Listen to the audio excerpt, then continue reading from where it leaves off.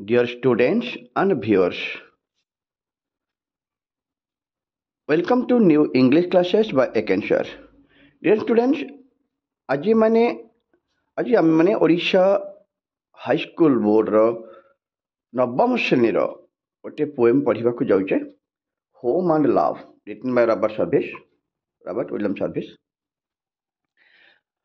ପୋଏମ୍ଟି Odisha high school special board ରହିଛି ନବମ ଶ୍ରେଣୀରେ ଏହି ପୋଏମ୍ଟି ପଢ଼ାଯାଉଛି ହୋମ୍ ଆଣ୍ଡ ଲଭ୍। ଆମେ ସେହି ପୋଏମ୍ଟି ଡେସ୍କ୍ରାଇବ୍ କରିବାକୁ ଯାଉଛେ, ପଢ଼ିବାକୁ ଯାଉଛେ। ମୁଁ ପୋଏମ୍ର ପ୍ରତ୍ୟେକ ଲାଇନ୍କୁ ଅତି ସହଜରେ ସରଳ ଭାଷାରେ ବୁଝିବା ପାଇଁ ଚେଷ୍ଟା କରୁଛି। ମୋର ବିଶ୍ୱାସ ସମସ୍ତ ପିଲାମାନେ ଅତି ସହଜରେ ଏହାକୁ ବୁଝିପାରିବ, ବୁଝିବାରେ କୌଣସି ପ୍ରକାର ଅସୁବିଧା ହେବ ନାହିଁ। ଯଥାସମ୍ଭବ ଚେଷ୍ଟା କରିଛି ଯେତେ ସରଳ ଭାଷାରେ ହେଇପାରେ ପ୍ରତ୍ୟେକ ଲାଇନ୍କୁ ପ୍ରତ୍ୟେକ ଧାଡ଼ିକୁ ଭଲ ଭାବରେ ବୁଝିବା ପାଇଁ ଚେଷ୍ଟା କରିଛି। ଯାହାର ଯେମିତି ବି ସୁବିଧା ହେଉଛି ନିଶ୍ଚିତ ଭାବରେ ଚେଷ୍ଟା କର ଯେ ପ୍ରତ୍ୟେକ ଲାଇନ୍କୁ ବୁଝିବା ପାଇଁ। ମୁଁ ଯେହେତୁ ଓଡ଼ିଆରେ ଅତି ପ୍ରାଞ୍ଜଳ ଭାବରେ ଓଡ଼ିଆରେ କୁହାଯାଇଛି ଯେ ସବୁ ଲାଇନ୍ର ଅର୍ଥ କ'ଣ ହେବ, କ'ଣ ମିନିଂ ବାହାରୁଛି, ପ୍ରତ୍ୟେକ ଡିଫିକଲ୍ଟ ୱାର୍ଡ଼କୁ ମଧ୍ୟ ମୁଁ ଅତି ସହଜରେ ବୁଝିବା ପାଇଁ ଚେଷ୍ଟା କରିଛି। ମୋର ବିଶ୍ୱାସ ସମସ୍ତେ ଅତି ସହଜରେ ବୁଝିପାରିବ। ପୋଏମ୍ଟି ଦେଖି ସାରିଲା ପରେ, ଭିଡ଼ିଓଟି ଦେଖି ସାରିଲା ପରେ ନିଶ୍ଚିତ ଭାବରେ ମନେ ରଖନ୍ତୁ କି ଏମିତି ମୋର ଚ୍ୟାନେଲକୁ ସବସ୍କ୍ରାଇବ୍ କରିବେ, ବେଲ୍ ଆଇକନ୍କୁ ନିହାତି ଭାବେ କ୍ଲିକ୍ କରନ୍ତୁ, ଯେମିତିକି ମୁଁ ପଠାଉଥିବା ସମସ୍ତ ଭିଡ଼ିଓ ଗୁଡ଼ିକୁ ସହଜରେ ପାଇପାରିବ, କୌଣସି ପାଇବାରେ ଅସୁବିଧା ହେବ ନାହିଁ। ଡିୟର୍ ଷ୍ଟୁଡେଣ୍ଟସ୍, ଏବେ ଆମେ ବର୍ତ୍ତମାନ ପଢ଼ିବାକୁ ଯିବା, ପୋଏମ୍ଟି ପଢ଼ିବାକୁ ଯିବା। ଟେକ୍ସଟକୁ ପ୍ରତ୍ୟେକ ଲାଇନ୍କୁ ଆସ୍ତେ ଆସ୍ତେ ଆମେ ଗୋଟେ ଗୋଟେ ପ୍ରତ୍ୟେକ ଲାଇନ୍କୁ ଡିସ୍କସନ୍ କରିବା। ଚାଲ ଆମେ ବର୍ତ୍ତମାନ ପୋଏମ୍ଟି ପଢ଼ିବାକୁ ଯିବା। ଆମେ ତ ଅଲରେଡ଼ି କବିଙ୍କ ବିଷୟ ଟିକେ ଜାଣିଯାଇଛେ, ତ ଆଉ ଟିକେ ଜାଣିବାକୁ ଚେଷ୍ଟା କରିବା ଯେ ରବର୍ଟ ୱିଲିୟମ୍ ସର୍ଭିସ୍ କିଏ ଥିଲେ। ଆମେ ଟିକେ ତା ବିଷୟରେ ଜାଣିନେବା ଆଉ ଟିକେ।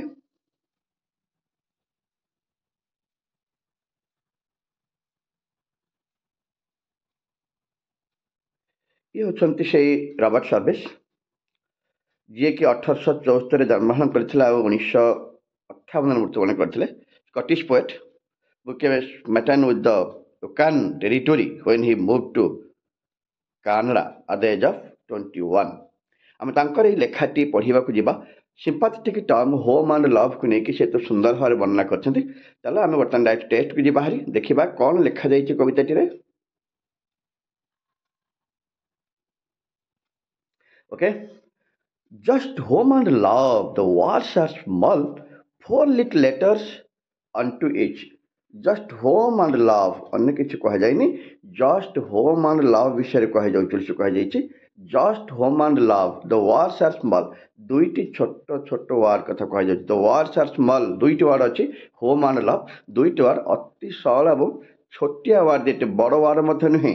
4 little letters unto each, ଦୁଇଟା ଯାକ ଦୁଇଟା ଯାକ ଯୋଉ ହୋମ୍ ଆଣ୍ଡ ଲଭ୍ ଦୁଇଟା ୱାର୍ଡ ରହିଛି। 4 letters each, ଅର୍ଥାତ୍ ପ୍ରତ୍ୟେକ ୱାର୍ଡରେ 4ଟି ଲେଟର ରହିଛି ବୋଲି ସେ କହୁଛନ୍ତି। এই ହୋମ୍ ଆଣ୍ଡ ଲଭ୍ ୱାର୍ଡ ଦୁଇଟି ବହୁତ ଛୋଟ ବୋଲି କବି କହିଛନ୍ତି, କିନ୍ତୁ 4ଟି ଲେଟର ମଧ୍ୟ ରହିଛି ବୋଲି କୁହାଯାଉଛି। କିନ୍ତୁ and yet you will not find in all the wide and gracious range of speech, and yet ତଥାପି yet you will not find, ତମେ ପାଇବ ନାହିଁ, in all the wide and gracious range of speech, all the wide and gracious range normally ପିଲେ ବୁଝୁ, gracious ମାନେ ପ୍ଲିଜାଣ୍ଟ, happy, sweet ସେନ୍ସରେ ବ୍ୟବହାର କରିପାରିବା। ସେ କହିବାକୁ ଚାହୁଁଥିଲେ କି ଯେ ଯଦିଓ ହୋମ୍ ଆଣ୍ଡ ଲଭ୍ ଶବ୍ଦ ଦୁଇଟି ବହୁତ ଛୋଟ ଏବଂ ମାତ୍ର 4ଟି ଲେଟରକୁ ନେଇକି ଦୁଇଟା ୱାର୍ଡ ଗଠନ ହେଇଛି, ସିଏ 4ଟି ଲେଟର, ଇଏ 4ଟି ଲେଟର ଗଠନ କରାଯାଇଛି, କିନ୍ତୁ এইଭଳି you will not find in all the wide and gracious range of speech, ଆମେ ଯେତେ ପ୍ଲିଜାଣ୍ଟ କଥାବାର୍ତ୍ତା କରୁଛେ, ଗ୍ରାସିୟସ୍ ବା ପ୍ଲିଜାଣ୍ଟ ବା ସୁଇଟ୍ କଥାବାର୍ତ୍ତା କରୁଛେ, ଯେତେ ବଡ଼ କଥା ହଉ ନା କାହିଁକି, ଆମେ ଯେତେ ସବୁ କଥାବାର୍ତ୍ତା କରୁଛେ, এইଭଳି ଦୁଇଟି ୱାର୍ଡକୁ ଆମେ ପାଇବା ନାହିଁ ବୋଲି କବି କହୁଛନ୍ତି।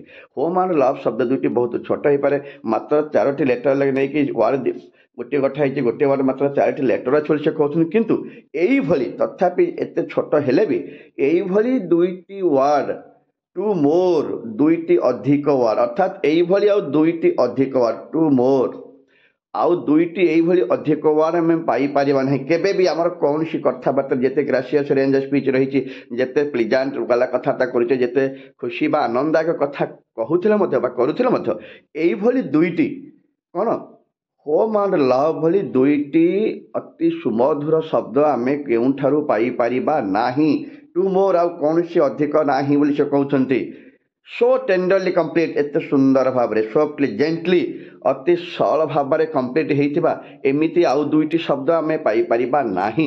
ଆମେ ଯେତେ ପ୍ରକାର କଥାବାର୍ତ୍ତା କରୁଥିଲେ ମଧ୍ୟ, ଯେତେ ପ୍ରକାର ପ୍ଲିଜାଣ୍ଟ ବା ଖୁସି ବା ଆନନ୍ଦଦାୟକ କଥା କହୁଥିଲେ ମଧ୍ୟ ଆମେ କିନ୍ତୁ ହୋମ୍ ଆଣ୍ଡ ଲଭ୍ ଭଳି ଆଉ ଦୁଇଟି ପ୍ଲିଜାଣ୍ଟ ଶବ୍ଦ, ସୁଇଟେଷ୍ଟ ଶବ୍ଦ ପାଇପାରିବା ନାହିଁ ବୋଲି କବି କ୍ଲିୟର କରିଦେଲେ।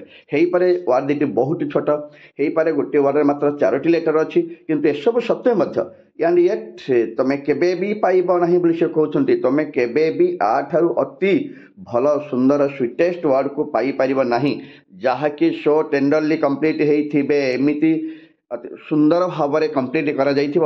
ଏମିତି ଦୁଇଟି ଶବ୍ଦ, ମୋ ଅଧିକ ଆଉ ଦୁଇଟି ଶବ୍ଦ ତମେ କେହି ପାରିପାରିବ ନାହିଁ ସେ କହୁଛନ୍ତି। ନାଇଁ, ତମେ ସେ କ୍ଲିୟର କରିଦେଉଛନ୍ତି ତମେ ଏବେ ଏଇଭଳି ଆଉ ଦୁଇଟି ଶବ୍ଦ କେବେ ବି ପାଇପାରିବ ନାହିଁ, ଯେମିତିକି ହୋମ୍ ଆଣ୍ଡ ଲଭ୍ ଶବ୍ଦ ଦୁଇଟି କମ୍ପ୍ଲିଟ୍ କରାଯାଇଛି। When angels talk in heaven above, when angels talk in heaven above, ଯେତେବେଳେ angels ବୋଲେ ଦେବଦୂତ ହେଇପାରିବ, ପରି ହେଇପାରିବ। ନର୍ମାଲି angels କହିଲେ ଆମେ ବୁଝୁଛେ ଯେ ଇଏ ଭଗବାନଙ୍କ ସହିତ ହିଁ ସ୍ୱର୍ଗରେ ରହିଥାନ୍ତି, ଏମାନେ ଭଗବାନଙ୍କର ମେସେଞ୍ଜର ଭଳି କାମ କରନ୍ତି। ଭଗବାନ ଯଦି କୌଣସି କାମକୁ ଯାଇପାରନ୍ତି ନାହିଁ ଭଗବାନଙ୍କର ପ୍ରତିନିଧି ହେଇକି, ଏମାନେ ହିଁ ସେ କାମକୁ କରିଥାନ୍ତି ବୋଲି ବିଶ୍ୱାସ କରାଯାଇଛି ଆମ ହିନ୍ଦୁ ମାଇଥୋଲୋଜି ଗୁଡ଼ାକରେ ବା ବିଭିନ୍ନ ମାଇଥୋଲୋଜିରେ ସବୁ ମେନସନ୍ କରାଯାଇଛି। ତ ସେଇ ଆଞ୍ଜେଲ କଥା କବିଠୁ ଉଠେଇଲେ, when angels talk in heaven above, ଯେତେବେଳେ ଉପରେ ସ୍ୱର୍ଗରେ ଦେବଦୂତ ମାନେ ବା ଏଇସବୁ ଭଗବାନ ବିଶ୍ୱାସ ଲୋକମାନେ କଥାବାର୍ତ୍ତା କରନ୍ତି, ଅର୍ଥାତ୍ ଏଞ୍ଜେଲ ବୋଲି କୁହାଯାଏ, ତାଙ୍କୁ ପରି କୁହାଯାଇପାରେ, ଦେବଦୂତ ବି କୁହାଯାଇପାରେ। ଯେତେବେଳେ ସେମାନେ ସ୍ୱର୍ଗରେ କଥା ହୁଅନ୍ତି, ଆଇ ଆମ୍ ସିଓର, ମୁଁ ନିଶ୍ଚିତ, they have no words more sweet than home and love, ସେମାନେ ମଧ୍ୟ ଅନ୍ୟ କୌଣସି ସୁଇଟେଷ୍ଟ ୱାର୍ଡ ପାଇପାରନ୍ତି ନାହିଁ ହୋମ୍ ଆଣ୍ଡ ଲଭ୍ ଅପେକ୍ଷା ଠାରୁ। ଅର୍ଥାତ୍ ସେ ଏହା ବୁଝିବାକୁ ଚାହୁଁଥିଲେ ଯେ ଯେତେବେଳେ କି ଦେବଦୂତ ମାନେ, ପରୀମାନେ ଆକାଶରେ କଥାବାର୍ତ୍ତା କରନ୍ତି, ସେମାନେ ମଧ୍ୟ ହୋମ୍ ଆଣ୍ଡ ଲଭ୍ ଅପେକ୍ଷା ଅଧିକ ସୁଇଟେଷ୍ଟ ୱାର୍ଡ ପାଇପାରନ୍ତି ନାହିଁ। ସ୍ୱୟଂ ଯେତେବେଳେ ଦେବଦୂତ ମାନେ ମଧ୍ୟ କଥାବାର୍ତ୍ତା କରନ୍ତି, ପରୀମାନେ ବି କଥାବାର୍ତ୍ତା କରିଥାନ୍ତି, ସେମାନେ ମଧ୍ୟ ଯେତେବେଳେ ସ୍ୱର୍ଗରେ କଥା ହୁଅନ୍ତି, ସେମାନେ ମଧ୍ୟ ହୋମ୍ ଆଣ୍ଡ ଲଭ୍ ଭଳି ଆଉ ଦୁଇଟି ଶବ୍ଦ, ମିଠା ଶବ୍ଦ ପାଇପାରନ୍ତି ନାହିଁ। ଅର୍ଥାତ୍ ତାଠାରୁ ସେ ଆହୁରି ବି କ୍ଲିୟର କରିଦେଲେ, ସୁଇଟେଷ୍ଟ ଦାନ୍ କମ୍ପାରେଟିଭ୍ ସେ କରୁଛନ୍ତି, ସୁଇଟେଷ୍ଟ ଅର୍ଥାତ୍ ସୁମଧୁର, ହୋମ୍ ଆଣ୍ଡ ଲଭ୍ ଅପେକ୍ଷା ଆଉ ସୁମଧୁର ଶବ୍ଦ ସେମାନେ ମଧ୍ୟ ପାଇପାରନ୍ତି ନାହିଁ। କବିତା ଆରମ୍ଭରୁ କହିଦେଲେ ହୋମ୍ ଆଣ୍ଡ ଲଭ୍ ଦୁଇଟି ବହୁତ ଛୋଟ ହେଇପାରେ, ୱାର୍ଡ ଦୁଇଟି ବହୁତ ଛୋଟ ହେଇପାରେ, ମାତ୍ର ଚାରିଟି ଲେଟର ନେଇକି ସେମାନେ ଗଠିତ ହେଇପାରନ୍ତି, କିନ୍ତୁ ସେଇଭଳି ଆଉ ଦୁଇଟି ଶବ୍ଦ, ଟୁ ମୋର୍ ୱାର୍ଡ ଗଠନ କେବେ ପାଇପାରିବା ନାହିଁ ବୋଲି ସେ ବୁଝେଇଦେଲେ। ଯେ ସେଇଭଳି ଆଉ ଏତେ ଭଳି ସୁନ୍ଦର ସୁଇଟେଷ୍ଟ ଶବ୍ଦ ଆମେ କେବେ ବି କେଉଁଠାରେ ଯେତେ କଥାବାର୍ତ୍ତା କରେ, ଯେତେ ପ୍ଲିଜାଣ୍ଟ ବା ଆମେ ଗ୍ରାସିୟସ୍ କଥାବାର୍ତ୍ତା କରୁଛେ, ତଥାପି ମଧ୍ୟ ସେଇ ଭିତରେ ଏଇଭଳି ଦୁଇଟି ଅଧିକ ୱାର୍ଡ, ଅର୍ଥାତ୍ ଆଠରୁ ଆଉ ଏଇଭଳି ଆଉ ଦୁଇଟି ୱାର୍ଡ ଆମେ କେହି ପାରିପାରିବା ନାହିଁ, କେଉଁଠାରେ ବି ଆମକୁ ମିଳିବ ନାହିଁ। ଖାଲି ସେତିକି ନୁହେଁ, ସେ ଆହୁରି ବି ଏପରିକି ସ୍ୱର୍ଗରେ ବି, ଯେତେବେଳେ ସ୍ୱର୍ଗରେ କି ଦେବଦୂତ ମାନେ ମଧ୍ୟ କଥାବାର୍ତ୍ତା କରନ୍ତି, ସେମାନେ ମଧ୍ୟ ହୋମ୍ ଆଣ୍ଡ ଲଭ୍ ଏଇ ଦୁଇଟି ୱାର୍ଡର ସୁଇଟେଷ୍ଟ ୱାର୍ଡ ଶବ୍ଦ ଭଳି ଆଉ ବା ତାଠାରୁ ଅଧିକ ସୁଇଟେଷ୍ଟ ୱାର୍ଡ କେବେ ହେଲେ ସେମାନେ ବ୍ୟବହାର କରିପାରନ୍ତି ନାହିଁ।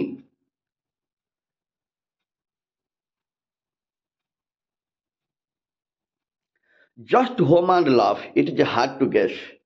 Just home and love, it is hard to guess which of the two are best to gain. Which of the two are best to gain?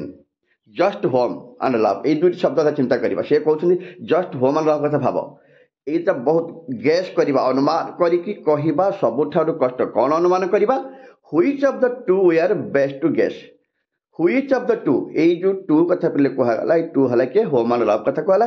Which of the two, ଏଇ ଦୁଇ ଜଣଙ୍କ ମଧ୍ୟରୁ, ଏଇ ଦୁଇଟି ମଧ୍ୟରୁ which is best, କେଉଁଟା ହେଉଛି ସବୁଠୁ ଭଲ ଗେନ୍ କରିବା ପାଇବା ପାଇଁ ଯଦି ଆମେ ବିଶ୍ୱାସ କରିବା। ସେ ନିଜେ କହିଦେଲେ ଯେ ଯଦି ଦୁଇଟି ଶବ୍ଦକୁ ଆମେ ଅନୁମାନ କରିକି କହିବା ଯେ କେଉଁଟି ସବୁଠୁ ଭଲ ବା କେଉଁ ୱାର୍ଡଟି ସବୁଠୁ ଭଲ, ହୋମ୍ ଭଲ ନା ଲଭ୍ ଭଲ, ତାହେଲେ ଏଇଟା ହେଉଛି ହାର୍ଡ, କଷ୍ଟ, ଅତି ସହଜରେ କୁହାଯାଇ ପାରିବ ନାହିଁ, ଏଇଟାକୁ ଆମେ କେବେ ବି କହିପାରିବା ନାହିଁ।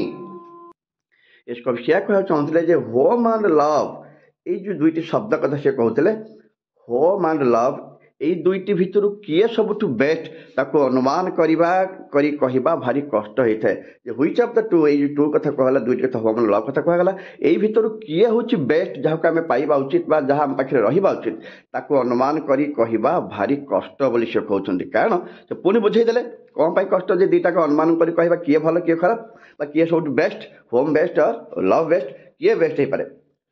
ପୁଣି କ୍ଲିୟର କରିଦେଲେ home without love is bitterness, clear କରିଦେଲେ ହୋମ୍ ୱିଦାଉଟ୍ ଲଭ୍, ଯଦି ଘର ଖଣ୍ଡେ ଅଛି ସେଠି ଲଭ୍ ନାହିଁ ତାହେଲେ ସେଠି କ'ଣ ରହିଥିବ ନା ବିଟରନେସ୍ ଥିବ, ଆଙ୍ଗରେ ଥିବ, ରାଗ ଥିବ, ଘୃଣା ଥିବ, ମନ ଖୁସି କେବେ ବି ନଥିବ, ଟିକେ ଶାନ୍ତି ନଥିବ।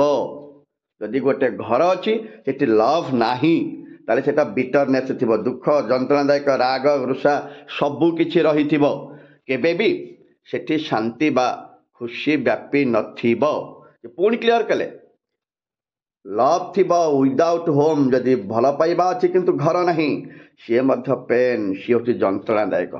କ୍ଲିୟର କରିଦେଲେ ତାହେଲେ ଯେ ପ୍ରଥମ କଥା କହୁଥିଲେ ହାର୍ଡ ଟୁ ଗେସ୍, ଏଠୁ ଆମେ କ୍ଲିୟର ହେଇଗଲେ ହାର୍ଡ ଟୁ ଗେସ୍ ଅର୍ଥାତ୍ ଅନୁମାନ କରିବା ଏତେ ସହଜ ଜିନିଷ ନୁହେଁ ଯେ କିଏ ଭଲ କିଏ ଖରାପ ବା କିଏ ସବୁଠୁ best, home best or love best. ଏଇ ଭିତରୁ ତୁମେ କାହାକୁ ବି ଗେସ୍ କରିପାରିବ ନାହିଁ ଯେ କିଏ ଭଲ କିଏ ଖରାପ ବା କିଏ ସବୁଠୁ ଭଲ କିଏ ଟିକେ କମ୍ ଭଲ, କାରଣ ସେ କ୍ଲିୟର ତ କରିଦେଲେ ହୋମ୍ ୱିଦାଉଟ୍ ଲଭ୍ ଇଜ୍ ବିଟରନେସ୍। କାରଣ ଯଦି ଘର ଅଛି ସେଥିରେ ଲଭ୍ ନାହିଁ ତାହେଲେ ସେଇଟା ହେଉଛି ରାଗ, ରୁଷା, ଘୃଣା, ଯନ୍ତ୍ରଣାଦାୟକ ନିଶ୍ଚିତ ଭାବରେ। ଠିକ୍ ସେଇଭଳି ପୁଣି ସେ କ୍ଲିୟର କଲେ ଲଭ୍ ଅଛି କିନ୍ତୁ ଘରଟିଏ ନାହିଁ ତାହେଲେ ସେଇଟା ମଧ୍ୟ ଯନ୍ତ୍ରଣାଦାୟକ, ସେ ବି କେବେ ବି ଆନନ୍ଦଦାୟକ ହେଇପାରିବ ନାହିଁ। ନୋ, ସେ ପୁଣି କ୍ଲିୟର କରିଦେଲେ no each alone will seldom do, each alone ଏଇ ଭିତରୁ ଗୋଟିଏ କେବେ ହେଲେ ବା କ୍ୱଚିତ୍ ଏକା ଥାନ୍ତି ବୋଲି କୁହାଯାଉଛି। No each alone will seldom ଡୁ ଅର୍ଥାତ୍ ସେମାନଙ୍କ ଭିତରୁ ଆମେ ଯଦି ଅନୁମାନ କରିବା ତାହେଲେ ଦୁଇଟାକ ଭିତରୁ ଗୋଟେ କେବେ ଅଲଗା ହେଇକି ରହିଥିବ, ଏଇଟା ସେମିତି ବୋଧେ କେବେ ସମ୍ଭବ ହୁଏ ନାହିଁ, ରେୟାର କେସ୍ରେ ହେଇପାରେ, ଅଦରୱାଇଜ୍ ଏଭଳି ଜିନିଷ କେବେ ସମ୍ଭବ ହେଇପାରିବ ନାହିଁ ଯେ ଲଭ୍ ଅଛି ହୋମ୍ ନାହିଁ ବା ହୋମ୍ ଅଛି ଲଭ୍ ନାହିଁ। ନିଶ୍ଚିତ ଭାବରେ ଦୁଇଟାକ ସେମାନେ ଏକାଠି ରହିଥାନ୍ତି ବୋଲି ସେ କ୍ଲିୟର କରୁଛନ୍ତି, କାରଣ ଏମିତି ସେଲ୍ଡମ୍ ହୁଏ, କ୍ୱଚିତ୍ କେବେ କେବେ ହେଇପାରେ, ଅଦରୱାଇଜ୍ ଏମିତି କେବେ ସମ୍ଭବ ହେଇପାରେ ନାହିଁ। ଅର୍ଥାତ୍ ଲଭ୍ ସହିତ ହୋମ୍ ସବୁବେଳେ ଲାଗି ରହିଥାଏ ବା ହୋମ୍ ସହିତ ଲଭ୍ ସବୁବେଳେ ହିଁ ରହିଥାଏ, କାରଣ କେବେ କେହିଠାରୁ ଅଲଗା ହୁଅନ୍ତି ନାହିଁ। ସେ କ୍ଲିୟର କରିଦେଲେ ଏଇଟା ସେଥିପାଇଁ କ'ଣ କ୍ଲିୟର କରିଦେଲେ, କ'ଣ କହିଦେଇଛନ୍ତି somehow they travel hand and glove, somehow they travel hand and glove, ହାତ ଧରାଧରି ହେଇ ବୋଲି କହିପାରିବେ ଟ୍ରାଭେଲ୍ କେ ଯାତ୍ରା, ଅର୍ଥାତ୍ ସତେ ଯେମିତି ଏମିତି ଲାଗେ ସେମାନେ ଯୁଆଡ଼େ ଯାଆନ୍ତି ଯୋଉଠି ରହନ୍ତି ହ୍ୟାଣ୍ଡ ଆଣ୍ଡ ଗ୍ଲୋଭ୍ ହେଇକି ରହନ୍ତି, କହିବା ଅର୍ଥ ଲଗାଲଗି ହେଇ ଅଙ୍ଗାଅଙ୍ଗୀ ହେଇ ଦୁଇଟା ଯାକ ଯେମିତି ହାତ ଧରାଧରି ଏକାଠି ଥାନ୍ତି, ଯୁଆଡ଼େ ଯାଆନ୍ତି ଏକାଠି ଯାଆନ୍ତି, ଅଲଗା ସେମାନେ ହୁଅନ୍ତି ନାହିଁ, ସେମାନେ କେବେ ବି ଅଲଗା ହେଇନଥାନ୍ତି, ଯୋଉଠି ଥାନ୍ତି ଯେମିତି ଥାନ୍ତି ଏକାଠି ଥାନ୍ତି, ସେମାନେ କେବେ ବି ଅଲଗା ହୁଅନ୍ତି ନାହିଁ। ହୋମ୍ ଆଣ୍ଡ ଲଭ୍ କେବେ ବି ଅଲଗା ହେଇପାରିବେ ନାହିଁ ବୋଲି ସେ କହୁଛନ୍ତି, କାରଣ ଏଇଟା ହେଉଛି ସେଲ୍ଡମ୍ ବୋଲି କହିଥିଲେ, କାରଣ ଏକଲା କିଛି ଦେଖିବା ଏଇଭଳି ଭିତରୁ ଗୋଟେ କାହାକୁ ଦେଖିବା ଗୋଟେ ନଥିବ, ଏମିତି ପ୍ରାୟତଃ କେବେ ହୁଏ ନାହିଁ। ସେମାନେ ଯୋଉଠି ଯାଆନ୍ତି ସେଥିପାଇଁ ତାଙ୍କୁ ଗେସ୍ କରିବା କିଏ ବେଷ୍ଟ ସେଥିପାଇଁ ତୁମ ଗେସ୍ ମଧ୍ୟ କରାଯାଇପାରିବ ନାହିଁ। If you win one you must have to, ତୁମେ ଯଦି ଗୋଟାକୁ ପାଇଯିବ ଲଭ୍ ପାଇଛ, ହୋମ୍ ମିଳିଯିବ, ହୋମ୍ ମିଳିଲେ ତୁମକୁ ମଧ୍ୟ ଲଭ୍ ମିଳିଯିବ, ଏଥିରେ କିଛି ଅସୁବିଧା ନାହିଁ। କାରଣ ଜଣେ ଯଦି ଗୋଟେ ପାଇଛି ତେବେ ତାକୁ ସବୁ କିଛି ମିଳିଯିବ, ଦୁଇଟା ଯାକ ମିଳିଯାଇଛି ବୋଲି ଟୁ ମାନେ ଲଭ୍ ଆଣ୍ଡ ହୋମ୍ କଥା କୁହାଯାଉଛି, ବୋଥ୍ ହୋମ୍ ଆଣ୍ଡ ଲଭ୍, ତୁମକୁ ଦୁଇଟା ଯାକ ହିଁ ଗୋଟେ ପାଇଛ ତାହେଲେ ତୁମକୁ ଦୁଇଟି ଯାକ ମିଳିଯିବ। ସେ ପୁଣି କ୍ଲିୟର କରିଦେଲେ ଯେ ଆମେ କେବେ ହେଲେ ଗୋଟେ ପାଇବା ନାହିଁ, କେବେ ହେଲେ ଗୋଟେ ସେମାନେ ଏକାଠି ଅଲଗା ରହିନଥାନ୍ତି, ସେଲ୍ଡମ୍ ଏଭଳି ହୋଇଥାଏ ବୋଲି କୁହାଯାଉଛି, କେବେ କ୍ୱଚିତ୍ ପ୍ରାୟତଃ ହୁଏ ନାହିଁ ବୋଲି ସେ କହିଲେ। ଯୋଉଠି ଆମେ ଲଭ୍ ଦେଖିବା ସେଠି ନିଶ୍ଚିତ ଭାବରେ ହୋମ୍ ଥିବ, କାରଣ ଲଭ୍ ଯଦି ଅଛି ଆଉ ଘର ଖଣ୍ଡେ ନାହିଁ ସେ ଯନ୍ତ୍ରଣାଦାୟକ ବୋଲି ସେ କହିଦେଲେ, ଆଉ ଯଦି ହୋମ୍ ଅଛି ସେଠି ବି ଲଭ୍ ନାହିଁ ସେଇଟା ବିଟରନେସ୍, ରାଗ, ଦୁଃଖ, ଯନ୍ତ୍ରଣା କାରଣ ମଧ୍ୟ ଆକ୍ଚୁଆଲି କୁହାଯାଇପାରେ। ତ ଯେଉଁମାନେ ଯୋଉଠିକି ଯାଆନ୍ତି ସାଙ୍ଗ ହେଇକି ହ୍ୟାଣ୍ଡ ଆଣ୍ଡ ଗ୍ଲୋଭ୍ ହେଇକି ଯାଆନ୍ତି, ଅର୍ଥାତ୍ ଏକାଠି ଲଗାଲଗି ହେଇକି ହାତ ଧରାଧରି ହେଇ ଯେମିତି ଯାଆନ୍ତି ସେମିତି ଯାଆନ୍ତି ବୋଲି କବି ଆଡମିଟ୍ କରୁଛନ୍ତି। ତୁମେ ଯଦି ଗୋଟାକୁ ପାଇଯାଇଛ ତାହେଲେ ତୁମ ପାଖରେ ଦୁଇଟି ଯାକ ହୋମ୍ ଆଣ୍ଡ ଲଭ୍ ଅଛି ବୋଲି ଆମେ କହିପାରିବା। and if you have both, ଯଦି ତୁମ ପାଖରେ ଦୁଇଟି ଯାକ ଅଛି, both means love and home କଥା କୁହାଗଲା ନାହିଁ, if you have both well then I am sure, ମୁଁ ନିଶ୍ଚିତ ଯେ you ought to sing the whole day long, ମୁଁ ନିଶ୍ଚିତ ought to ଏଟା ଉଚିତ ଅର୍ଥ should ଅର୍ଥ ନେବା, you ought to sing ତୁମେ ନିଶ୍ଚିତ ଗାଇବା ଉଚିତ the whole day दिन सारा तुम खुशी मजा आनंद रे उपभोग करवा उचित दिन सारा खुशी रे गाइबा उचित दिन सारा अर्थात तुम कहबार तो सबु बेले तुम पाखे जो दीटा अच्छी तुम सारा जीवन शांति आनंद खुशी अति आग्रह सहित कटई पार दिन गुड़िक कौन कौन प्रकार असुविधा हम ना क्या जहाँ पाखे गोटे अच्छी पाखे निश्चित भाव में दुईट जाक रही जहाँ पाखे दुईट जाक अच्छी मुझे निश्चित कवि निजे कहते आई द पोएट कहते निजे आई माने किए कवि निजे कहते मुझे निश्चित जहाँ पाखे दुईट जाक अच्छी से सारा जीवन दिन सारा होल डे लंग जो लाइफ लंग कथा कहवा ताले सारा जीवन जड़े मनुष्य सब आनंद बा खुशी रही पाखे दुईट जाक रही तो it does not matter if you are poor तुम्हें गरीब धनहीन तुम पाखे किसी ना एथि सहित लव और होम किसी संपर्क ना तुम गरीब हो पार कि तुम पाखे छोट घर खंडी अच्छी आ से घर भितर भल पाइबा टी अच्छी लोक मैंने बास करता सब लोक मैंने स्नेह भल पाइबा और आनंद खुशी बंचुंट ताले सी तो स्वर्ग ठू बड़ ना सी स्वर्ग ठू बहुत बड़ ताले से कहले तुम गरीब हो पार यू आर पोर बट एथे किसी फरक पड़ोनी होम लव धन गरीबर कौन आवश्यकता ना ये केवल गोटे जिनस अच्छी यही दुटा रहा उचित जे गरीब हो बा धनी हो जहाँ पाखे दुटा अच्छी से मैंने स्वर्ग ठू मत अति आनंद बंची पारे किसी असुविधा नहीं सारा जीवन से गरीब हूँ बा धनी हूँ which these two make divine your son दुटा कही दिज टू कहला which these the two make divine your son which these two make divine your son से माने तुम लाइफ को डिवाइन करें स्वर्गीय करें तुम गीत को तुम खुशी को तुम आनंद को से स्वर्ग सुख भली प्रदान करें डिवाइन योर संग तुम गीत को से स्वर्गीय करें आनंददायक करें अति खुशी बा आनंदर मुहूर्त सृष्टि करें जदि तुम्हें दीटाक पाखे रखिक गीत टे गाउच ताले निश्चित भाव में तुम पास जो दीटाक अच्छी तुम खुशी निश्चय उपभोग कर गायब नाचब खेल सारा दिन एभली हो पार सारा जीवन एमती कर आदि सतरे से ताले निश्चित भाव में से कौन करेंगे ना तुम से गीत को से स्वर्गीय करदे I praisefully repeat I the poet again प्रशंसार सहित मु बारंबार उपस्थापन को जो रिपीट कहूँ कहवाक चाहूँगी कौन कहना चाहूँ कवि कहते angels talk in heaven above जिते बड़े एंजेल माने स्वर्ग में कथबार्ता होती they are no words more simply sweet एमती कौन से सिंपल स्वीट बा आनंददायक बा खुशीर शब्द ना जमीक दान होम एंड लव भली आहरी कौन से स्वीटेस्ट वार्ड अच्छी मोर कहीं विश्वास होना एपरिक स्वर्ग जिते देवदूत मैंने परी मैंने कथबार्ता करते आठू अधिक स्वीटेस्ट बा होम एंड लव अपेक्षा अधिक स्वीटेस्ट वार्ड से केबे भी व्यवहार करूँ पे जो मैंने भिडियोटी देखिल बुझिल बुझे चेष्टा कर निश्चित भाव में चेष्टा करी तुमको सब डाउट क्लीयर करी तुम पर भी किसी डाउट रोचे तुम्हें कमेंट बॉक्स माध्यम निश्चय क्वेश्चन पचारि पार जब क्वेश्चन आंसर को लेकिन हो किसी सेंटेंस अर्थ को बुझा को लेकिन हो जो डाउट रोचे तुम निश्चित भाव में कमेंट बॉक्स में मत पचार चेष्टा कर मुझे आंसर देवाक चेष्टा करी। Thank you dear students.